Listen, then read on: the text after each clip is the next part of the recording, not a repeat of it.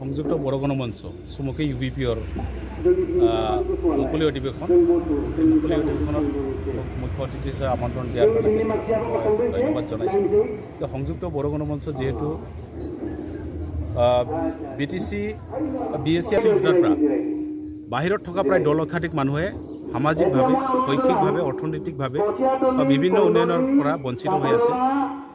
সেই উদ্দেশ্যটো সেই সমস্যাটো লক্ষ্য কৰি পেলাই BTRৰ বাহিৰত থকা 10 লক্ষাধিক বড়ো মানুহৰ উন্নয়নৰ কাৰণে আমি 2014 চনৰ 18 জুলাই তাৰিখে এই সংযুক্ত বড়ো গণমঞ্চখন গঠন কৰা হৈছিল।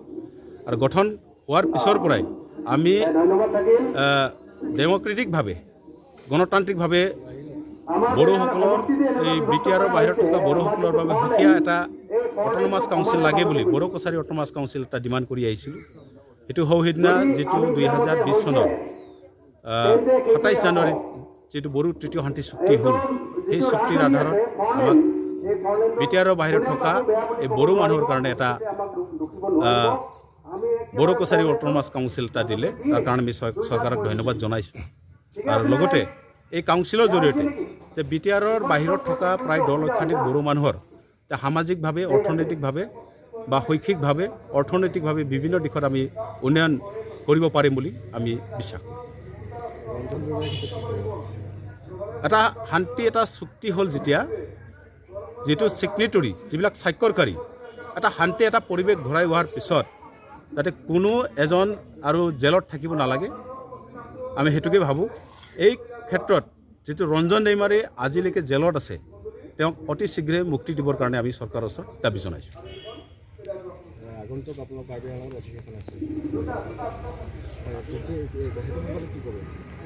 আগন্তুক যিটো আমাৰ অষ্টম বাৰ্ষিক অধিৱেশন কাৰ্বি আংলঙত এইবাৰ অষ্টম বাৰ্ষিক অধিৱেশন, এই অধিৱেশনত আমাৰ সংযুক্ত বড়ো গণমঞ্চৰ এটা ঐতিহাসিক এটা অধিৱেশন হ'ব। এই অধিৱেশনত আমি বড়ো জাতি কেনেকৈ একত্ৰিতভাৱে জাতি হিচাপে যেনেকৈ কেনেকৈ জীয়াই থাকিব লাগে বা একত্ৰিত কেনেকৈ হ'ব লাগে তাৰ এটা আমি চিন্তা চৰ্চা কৰি পেলাই পৃথিৱীত যিমান বড়ো মানুহ আছে, বড়োমূলীয় মানুহ আছে, আমি সকলোকে আহ্বান জনাইছোঁ।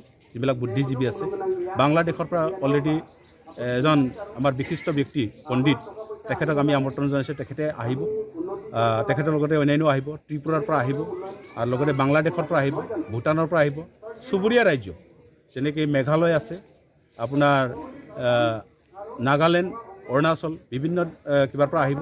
ইয়াৰ বাদেও আমাৰ বড়ো জাতীয় সংগঠন যিমান আছে, বড়ো সাহিত্য সভা, নিখিল বড়ো ছাত্ৰ সন্থা, বড়ো মহিলা কল্যাণ পৰিষদ, XBLT, চাৰেণ্ডাৰ NDFB, XNDFB, আমাৰ যিবিলাক বড়োমূলীয় ধৰ্মীয় অনুষ্ঠান আছে এইবিলাক তাৰমানে আহিব। তেখেতসকলক আমি আহ্বান জনাইছোঁ।